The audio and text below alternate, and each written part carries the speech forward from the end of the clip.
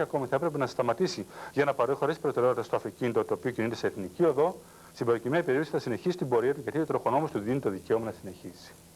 Αυτά σχετικά με την τρίτη εικόνα και θα περάσουμε και στην τελευταία εικόνα την οποία θα αναλύσουμε για σήμερα και στην οποία, όπως βλέπουμε, υπάρχει ένα αυτοκίνητο το οποίο κινείται κανονικά γιατί μπροστά του έχει σηματοδότη με πράσινο φως.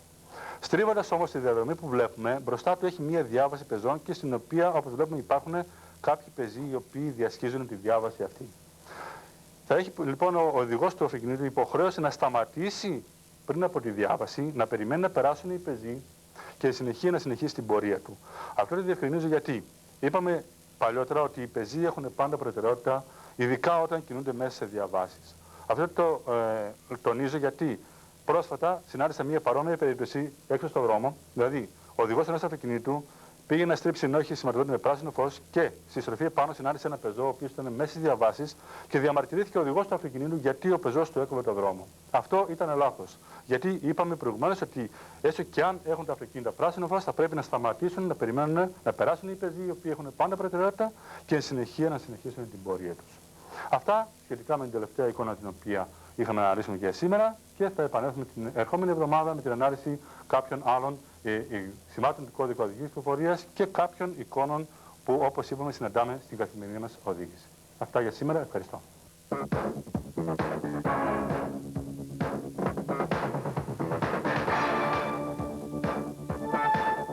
Και περνάμε τώρα στην παρουσίαση των μοντέλων.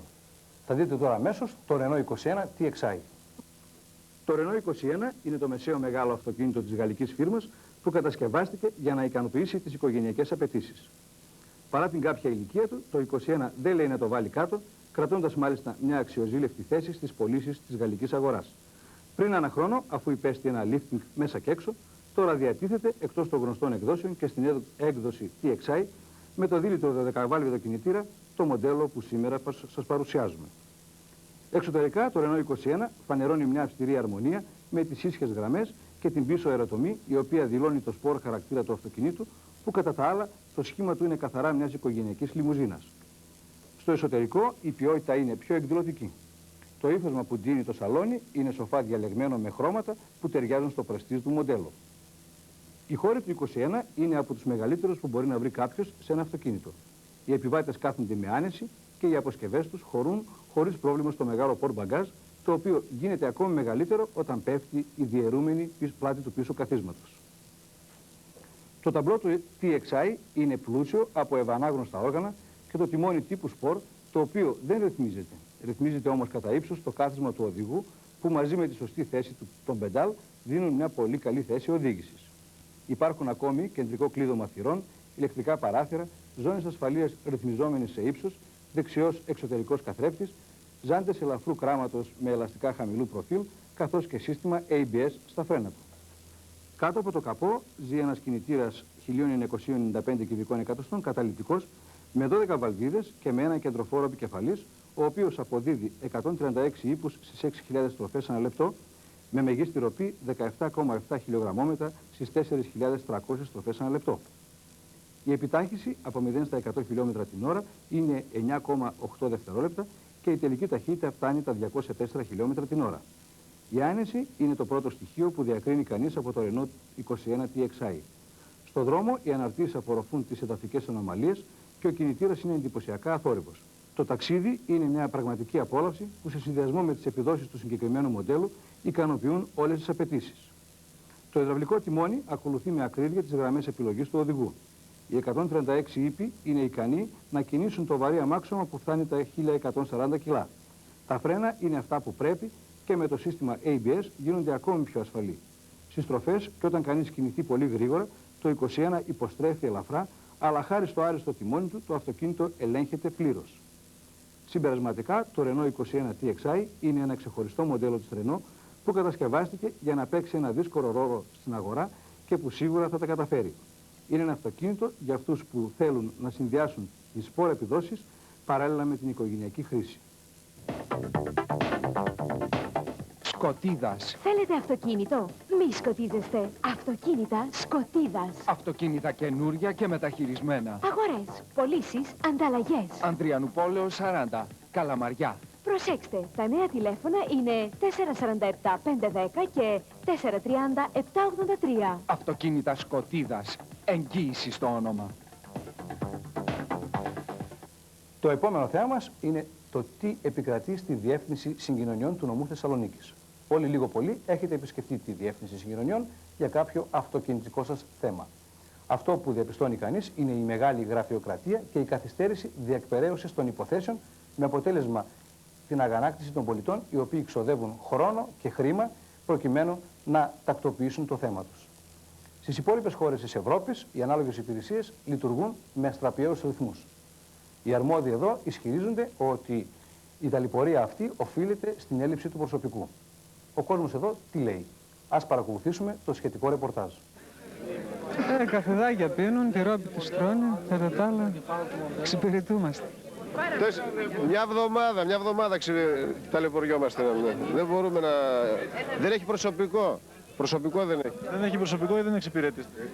Κλείνουν την Τετάρτη, εδώ και ένα μήνα, για να δουλεύουν δικές τους υπηρεσίες, αλλά δεν κάνουν δικές τους δουλειές μέσα.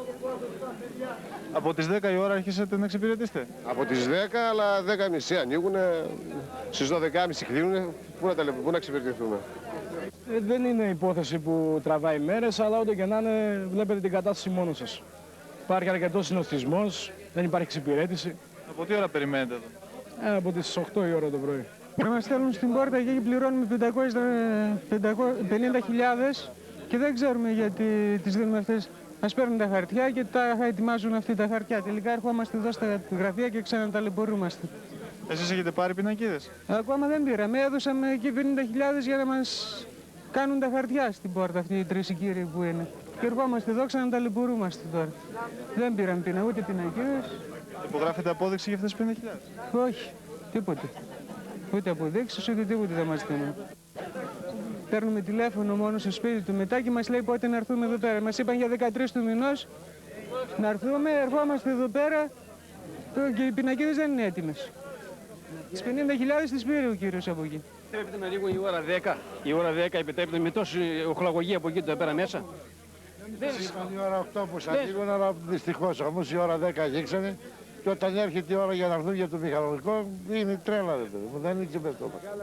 Δεν εξυπηρετόμαστε καθόλου. Μεγάλη αναδιοργάνωση. Θέλω να κάνω μία παρατήρηση, την οποία το κοινό εδώ το οποίο κάθεται καθημερινώς ταλαιπωρείται πάρα πολύ ως προς την ορθοστασία. Επειδή έχω γυρίσει πάρα πολλές χώρες ευρωπαϊκές, σε τέτοιο είδος υπηρεσίες έχουν και κάνα παγκάκι να κάτσει ο κόσμος κτλ. Εδώ δεν υπάρχει τίποτα. Δεν ρωτάνε τον άλλον αν είναι κουρασμένος, αν είναι αδιάθετος, αν τέλος πάντων πρέπει αυτός ο άνθρωπος να ξεκουραστεί τις ώρες αυτές που κάθεται εδώ. Δεν είναι δύσκολο πράγμα να βάλουν 2-3 παγκάκια εδώ μέσα να κάθεται αυτός ο κόσμος. Είναι δύσκολο πράγμα να κάθεται 5-6 ώρες όρθιος. Είμαι Χατζημαυρουδής Νικόλαος. Στις 17 Νοεμβρίου έπαθα ατύχημα στη Λάρισα και ήρθα να παραδώσω πινακίδες σήμερα, τη Δευτέρα. Και μου λένε ότι έχω 15 μέρες αφαίρεση αδείας. Γιατί το 88 πήγα κάτι λαχανικά στην Αθήνα και τους λέω δεν έλαβα γνώση από την αστυνομία. Πάω στην αστυνομία, η αστυνομία μου λέει όντως δεν έλαβες γνώση. Έρχομαι εδώ, παίρνει τηλέφωνο διοικητής αστυνομίας του 16ου Ευόσμου και μου λέει να παραδώσω πινακίδες. 3 μήνες κάθομαι τώρα, θα είχα παραδώσει πινακίδες, δεν είχα λάβει γνώση. Τι θα κάνουμε τώρα, εγώ είμαι πνιγμένος στα γραμμάτια. Χίλιες φορές στο τσουμποτσάμπο, στη Ζανζιβάρη στο μπαλί, παρά να βγαίνω κουρεμένο, ενώ πηγαίνω για μαλλί.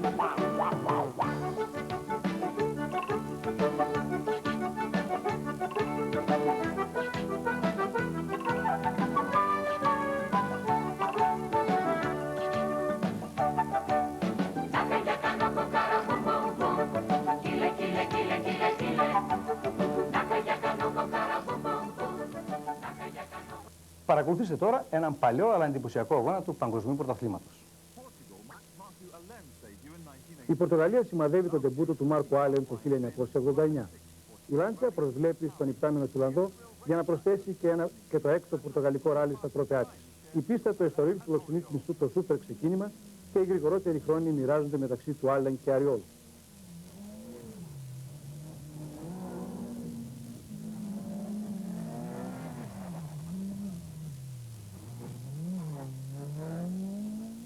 Στις σχετικές διαδρομές οι Λάντσια προηγούνται με τον Οριόλ που είναι μπροστά από τον Πιαζόν. Οι Πορτογάλοι θυμίζονται για το ότι πλαισιώνουν τους δρόμους, αλλά αυτός ο θεατής έμεινε αρκετά πίσω, αν και αντιμετωπίζει πρόβλημα ασφαλείας από μόνος του. Ο Άλεξ Φιόριο πρεσάρει, παρόλο ότι έχει πρόβλημα με το ηλεκτρονικό συμπέκτη του Λάντσιά του.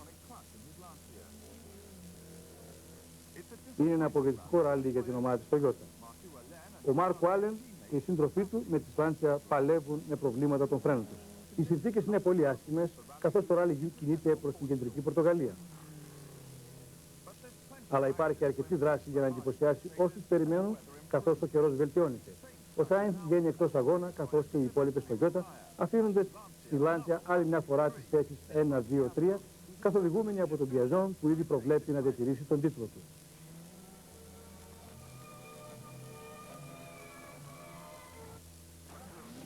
Ο Μάρκο Άλεν ήταν ο πρώτος στη Φιλανδία και ο νικητής πέρυσι. Από τον Κάνκουνεν που αντιμετώπισε προβλήματα με τη μηχανή του, προσπαθώντας να τερματίσει. Αλλά ο Μπιαζιόν είναι ο άνθρωπος της στιγμής και είναι κλειστά πίσω του. Η Μάζδα του Σάλονεν μετέφερε τη σημαία για τη Φιλανδία, ενώ ο Οριόλ πανηγύριζε για το πρωτάθλημα κατασκευαστών της Λάντσια. Αλλά εκείνος που τράβηξε την προσοχή των θεατών ήταν ο Κάρλος Σάινθ, οδηγώντας την Toyota του, μπήκε από την αρχή επικεφαλής. Ο Έριξον, που νίκησε στην Αργεντινή για τη Λάντσια, έκλεισε με τη Μιτσουμπίση για να κάνει το ίδιο και είναι πολύ κοντά στο να το πραγματοποιήσει, παρόλα τα προβλήματα με τον άξονα που είχε κοντά στον τερματισμό. Ο σύντροφός του στην ομάδα Βάτανεν δεν ήταν τόσο τυχερός και αναγκάστηκε να αποσυρθεί. Ο αγώνας του Κάνκουνεν τελείωσε όταν η Toyota έπιασε φωτιά. Ο Έριξον βγαίνει από την αριστερή για να διεκδικήσει τη δεύτερη συνεχόμενη νίκη του. Ο Σάινθ κατόρθωσε τελικά να πάρει την τρίτη θέση πίσω από το Σάλονεν που ήρθε δεύτερο. Είναι η πρώτη φορά που ο Φιλανδός δεν κερδίζει το ράλι από το 1971 και από τη Σκανδιναβία στην Αυστραλία. Γύρω στον κόσμο για άλλη μια φορά και ο Γιούχα Κάνκουνεν ξεκινά ανήσυχα το ράλι. Αλλά φεύγει με αυτοπεποίθηση μέσα στη ζούγκλα της Δυτικής Αυστραλίας. Η Λάντσια κατόρθωσε να κερδίσει μόνο την έκτη θέση στη Φιλανδία και η πίεση ξανάρχισε στους Ιταλούς. Ο Μάρκο Άλεν σμπρώχνει την ταγκράλα του μπροστά, προσπαθώντας να προσπεράσει και αντιμετωπίζει πρόβλημα με τα ελαστικά του, καθώς προσπαθεί να πιάσει τον Κάνκουνεν και να οδηγήσει το ράλι. Αλλά ο σύντροφος του Κάνκουνεν στον αγώνα, Κένεθ Έριξον, προσπαθεί να συνεχίσει επίσης.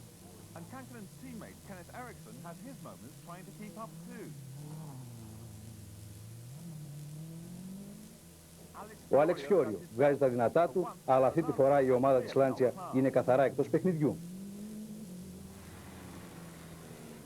Σε σημείο ελέγχου και καθώς οι μηχανικοί τσεκάρουν το αμάξι, ο Άλεν είναι φανερά δυστυχισμένος.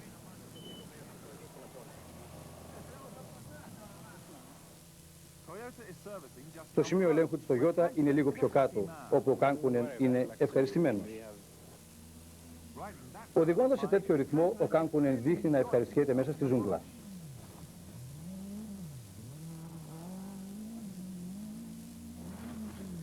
Κάτι που δεν μπορούν να πούν ο Άλεν και ο Φιόριο.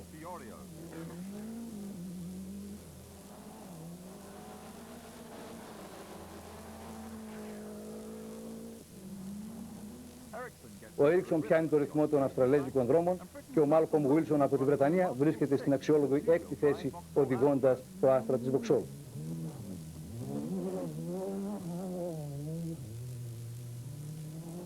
Η βροχή αρχίζει να σταματάει, αλλά τίποτα δεν μπορεί να σταματήσει τον Κάνκουνεν στον δρόμο του για την νίκη μπροστά από τον σύντροφό του στην ομάδα της Toyota Έριξον. Εδώ τελείωσε και η σημερινή μας εκπομπή. Ευχαριστούμε που μας παρακολουθήσατε και ανανεώνουμε το ραντεβού μας για την ερχόμενη εβδομάδα. Ποτέ όμως να μην ξεχνάτε ότι οι ζώνες ασφαλείας και το κράνος σώζουν ζωές. Αλλά παράλληλα η οδήγηση χρειάζεται σύνεση και υπομονή και οι δρόμοι προσοχή.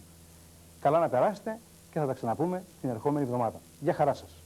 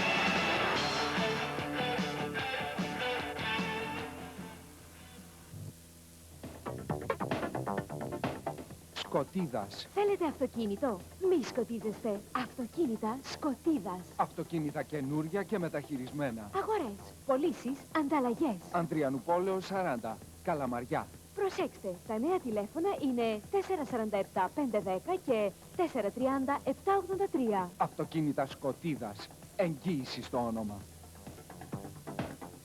Με τα υλικά του σήμερα, η κόπλα κτίζει το σπίτι του αύριο. Εξωτερικές πόρτες, ντουλάπες,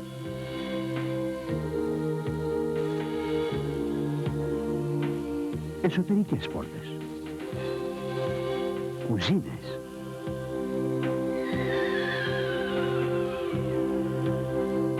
εξώπορτες, παράθυρα.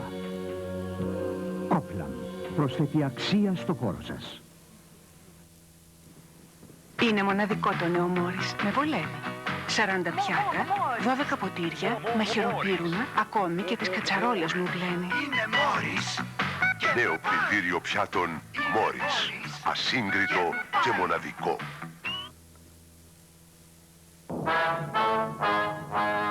Μόλις κυκλοφόρησε το βιβλίο του Αριστοτέλη Κωστόπουλου «Ο Μακεδονικός Αγώνας». Ένα βιβλίο που πρέπει να διαβάσουν όλοι οι Έλληνες.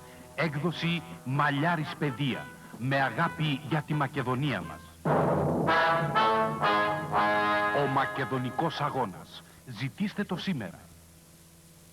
Το συσκευασμένο τυρί έχει ένα όνομα. Αρβανίτη. Τώρα και light. Το μυστικό της γραμμής σας. Ο Αρβανίτης πρωτοπορεί και πάλι. Σαγανάκι σε αεροστιγή νέα συσκευασία. Χωρίς κόπο. Απολαμβάνετε άριστη ποιότητα όπου σας βολεύει. Απλά το τοποθετείτε και περιμένετε. Συνεχή πρωτοπορία και άψογη ποιότητα. Τυροκομικά Αρβανίτη.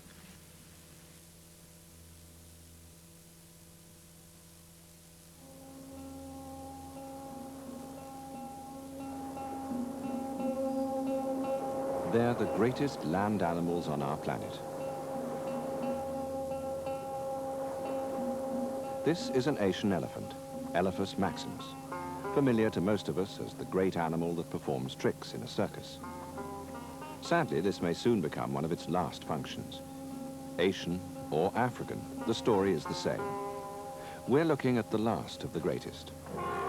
For all our well-meaning efforts, the Earth may no longer be big enough for man and elephants. This is the story of the elephant in a modern world, and the efforts modern man is making, perhaps too late, to save what's left. Both species can weigh up to 6 tons. They're easily told apart. The Asian elephant has far smaller ears and more domed forehead. With the African elephant, Loxodonta africana, both male and female can carry tusks. No mistaking the size of those ears.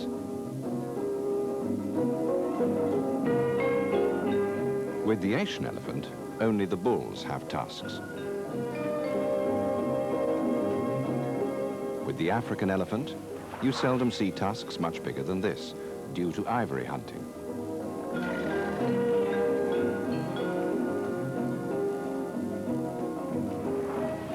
Even 50 years ago, scenes like this were common enough on the plains and in the woodlands of Africa. In Asia, too, for that matter. This happens to be Africa. But everywhere, the root of the problem is the same. The greatest needs the greatest space in which to live. A fast-growing human population can no longer afford to give the herds those spaces. And so the elephant's very existence could be brought to a full stop within our children's, or at least our grandchildren's lifetime. A portrait first of the African elephant. From the soles of its feet to the tip of its trunk, it's a miraculously constructed creature. Start with those huge feet. Between them, they support from 5 to 6 tons. The soles are compressible, like a lightly inflated motor tire, to give grip on uneven surfaces and to act as a shock absorber. The trunk is perhaps the most versatile organ that any animal possesses. It's a prehensile elongation of the upper lip. No other lip on Earth can do what this one is capable of doing. It can act as a hand, arm, or weapon. It can blow or suck. It's a wind instrument with a wide repertoire of sounds. It's sensitive to touch and to scent. That trunk can detect wind force and direction. It's used in courtship and for controlling and disciplining young. When its owner is swimming, it can be raised above the surface like a snorkel. It acts as a knife, fork, or cup, depending on whether the elephant is feeding or drinking.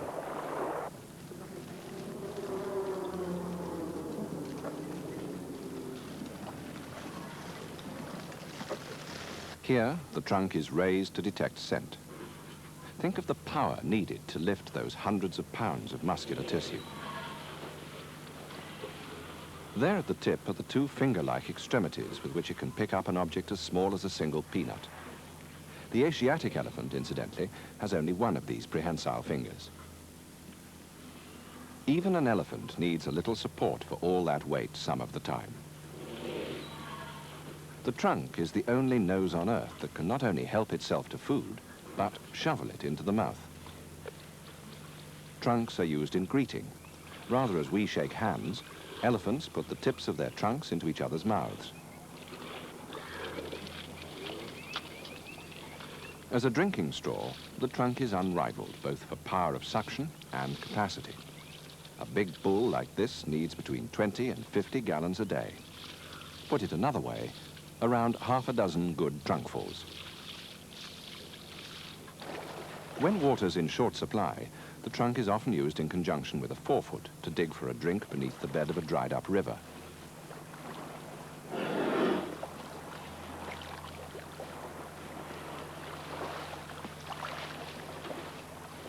There's bound to be some sand in that water, but the trunk gets rid of it. The elephant swings the tip until the sand is thrown out, and only the water is left. If it seems strange that this group is ignoring all that water behind it and prefers to get its drink in the sand, that's because the lake is sodery. Elephants are very fussy about the purity of their drinking water. Note the way the forefoot is used to do most of the digging. And we haven't finished with that multi-purpose organ yet. It's also great for applying a mud pack. Where Asian elephants use trunk and foot to move objects, African elephants tend to work with trunk and tusks, as when tearing down food from trees, for instance. Tusks are really overgrown incisor teeth. One often does more work than the other. It's rather like a person being right or left-handed. These bulls carry quite small ivory. The record tusk was 11.5 feet long and weighed 259 pounds. Today, a 60-pound tusk is quite a good one. Overhunting for ivory has largely eliminated the genes which produce the big tuskers. The fact that an elephant grows valuable ivory has always put it in jeopardy, though never more so than today.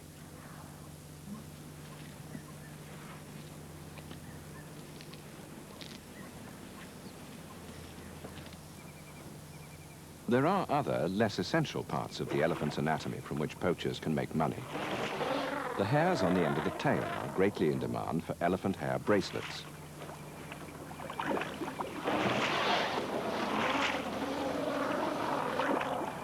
To an elephant, ears are what a radiator is to a car. They're equipped with a mass of blood vessels that contract or expand to suit the prevailing temperature. When it's hot, the vessels enlarge, exposing more blood to the air for cooling. The ear flapping helps the process, and of course it fans the whole body. Ears are far larger than in the Asian species. This may be accounted for by the fact that the Asian elephant is not adapted to live in such extremes of climate. Some African elephants live 8,000 feet high in the mountain forests. Ears have another important function. When extended, they add terrifyingly to the full frontal bulk of a charging or angry elephant. For a long time, it was believed that the bulls not only made the most fearsome demonstrations, but also bossed the family herds. Now, researchers prove that it's the adult females that dominate.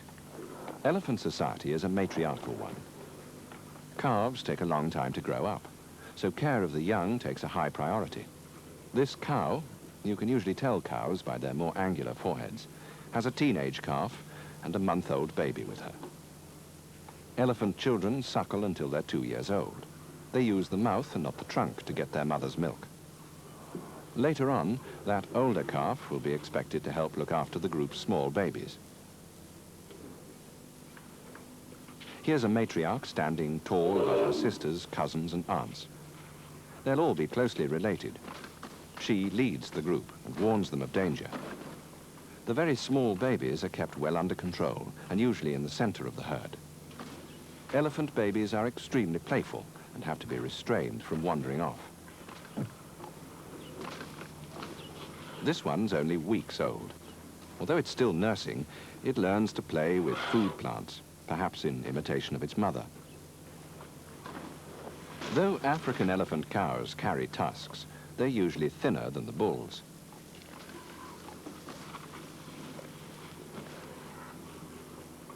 Young elephants need quite a lot of rest. These calves are having a midday siesta. It's often the job of the teenage females to wake them up and get them on their feet when the family moves on.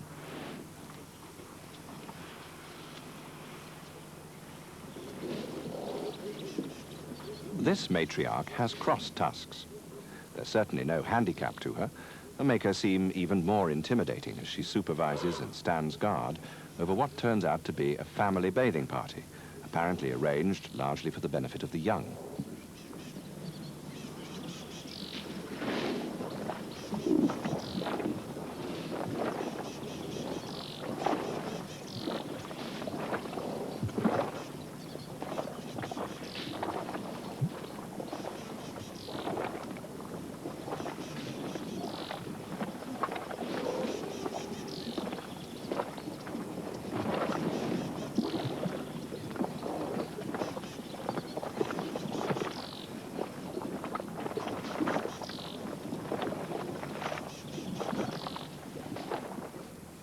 Here's a typical family group. Each mother stands in the shade with her calves.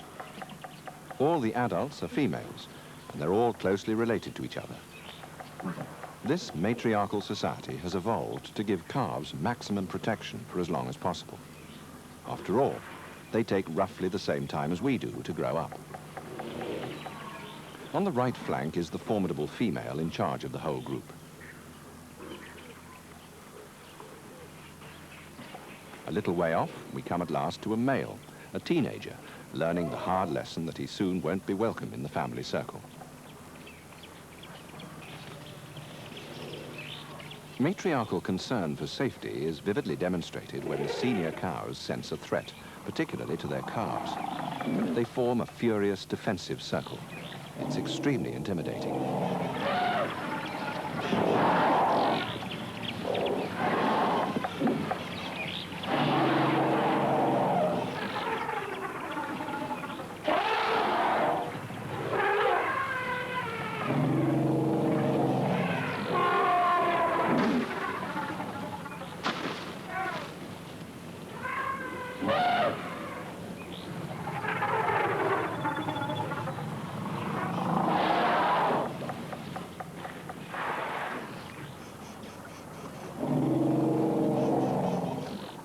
Despite their protective attitude to their calves, mothers start disciplining the young bulls at an early age.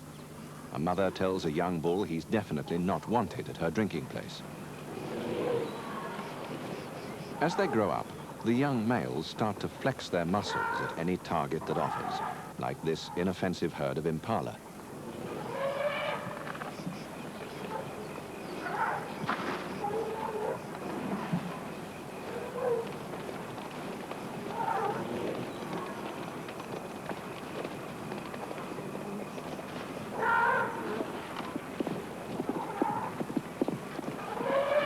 The young bull's play fighting around the herd begins to become a nuisance.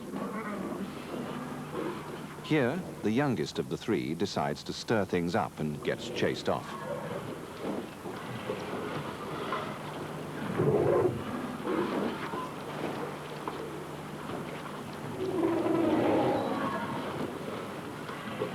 At last, a matriarch intervenes. She's had enough of the rough stuff.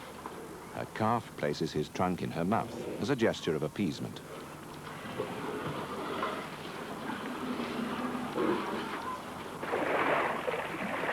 When the young bull is about 13, at the age of puberty, the matriarchs decide it's time he left the family.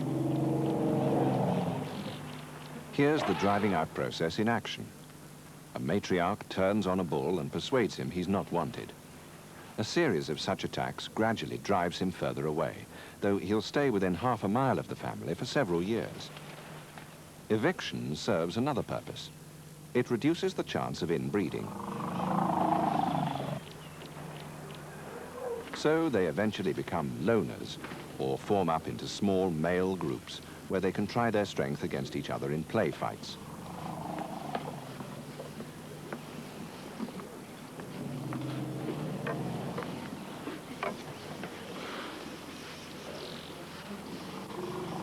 Some play fights are particularly vicious, especially when they're between two young bulls who haven't yet fixed their position in society.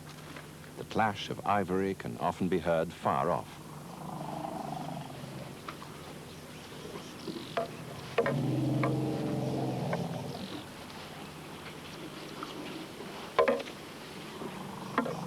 These fights are vital to bull society. On their outcome depends priority at waterholes and eventual sexual acceptance among the cow groups. They also ensure that once a bull's place is established, he's unlikely to challenge a stronger male and get badly hurt.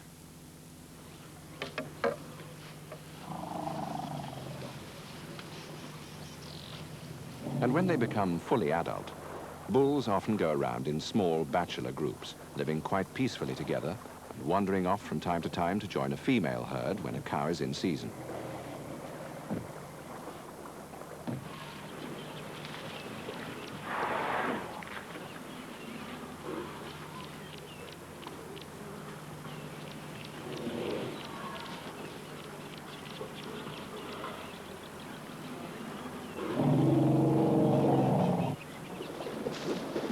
The way elephants feed and what they feed on has a considerable bearing on the future survival of the species.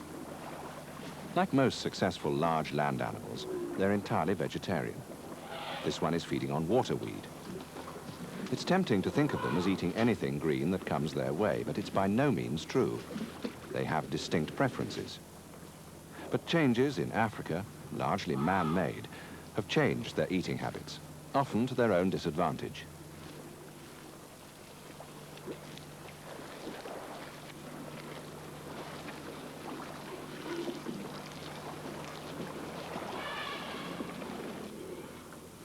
An African elephant needs about 300 pounds of green food a day, 2 or 3 times the intake of its Asian cousin.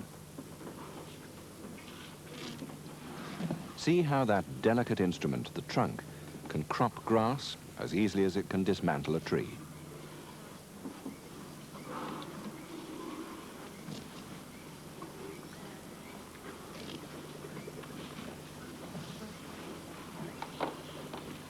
The trunk is even sensitive enough to select individual plants from the swamp and then to shake the mud off them.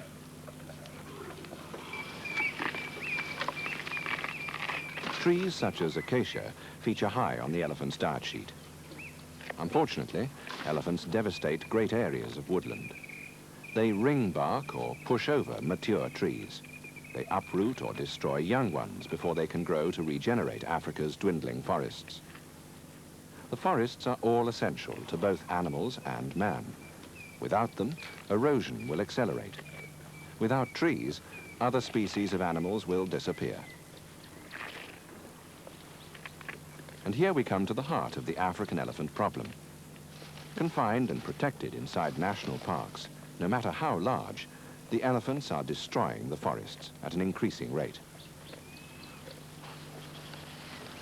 A big herd in a woodland they've already destroyed by ring barking. Perhaps there's something they need in the bark. But no matter the cause, once the bark's gone, the trees die. There's practically no part of a tree an elephant can't reach. They'll even stand on their rear legs like circus elephants to pull down a selected delicacy. Sometimes they push a whole tree over with their foreheads, just to get at the fruits or nuts in its upper branches.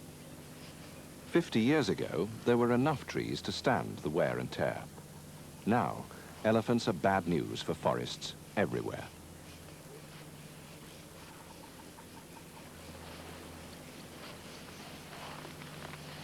Some trees get the tusk treatment.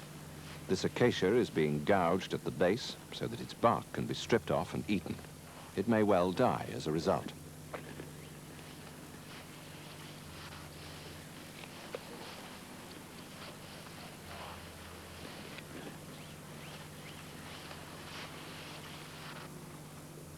The corpse of a tree that went the same way some time ago.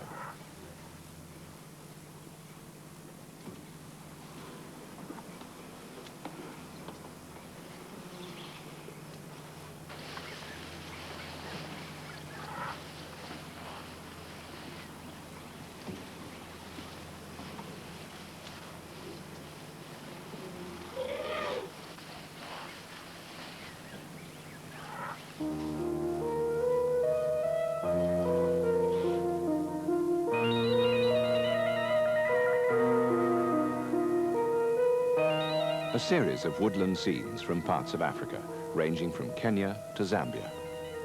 All the trees have died, and for the same reason. They've been bombarded by elephant.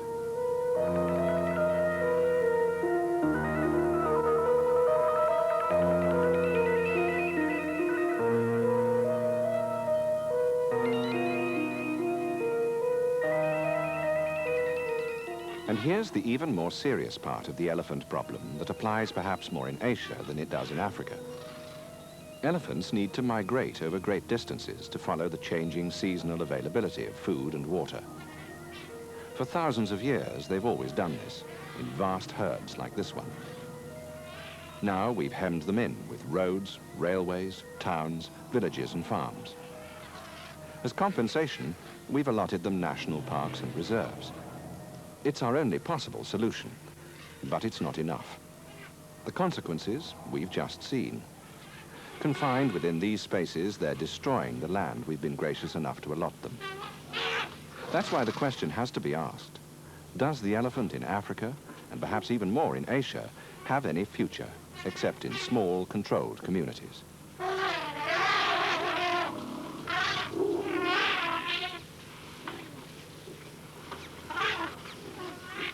At one time, elephants roamed from the Mediterranean to the Cape of Good Hope.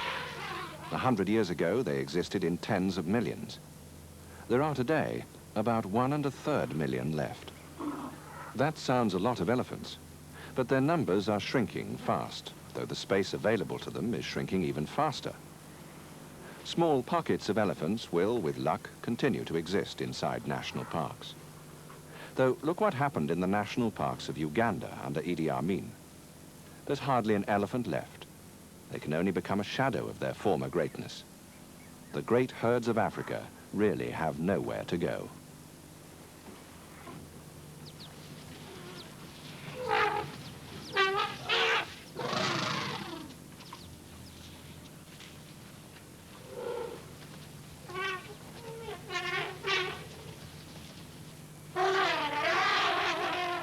Travel east now to Asia. The picture is changing even faster there. 100 years ago, the Asian elephant's range was immense. It was found right across the east, from Iraq to China. Today, there are isolated areas in which the Asian elephant lingers on. A world total optimistically put at 40,000. Here's an estimate of the numbers of Asian elephants the world has left. India and Sri Lanka, 15,000.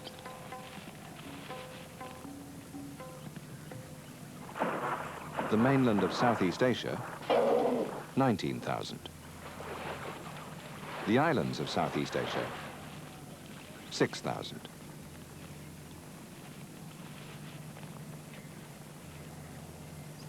A total of 40,000 spread over that huge area. It isn't nearly enough.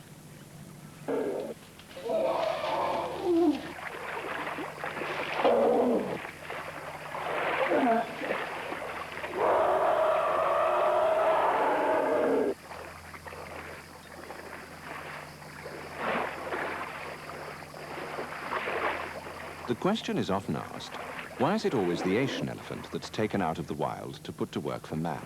Why not the African? Well, certainly both species seem to behave in much the same way in the wild state. Is the Asian elephant more docile, more easily tamed? There's no real evidence to support this. Until fairly recently, there was a successful African elephant training center in Zaire. So perhaps it's just a question of opportunity. In Asia, there are many forests in which the elephant has proved an ideal working aid.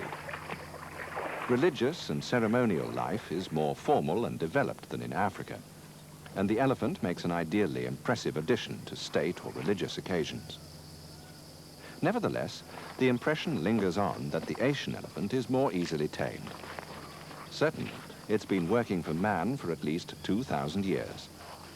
Now, alas, in Asia, man is working against it.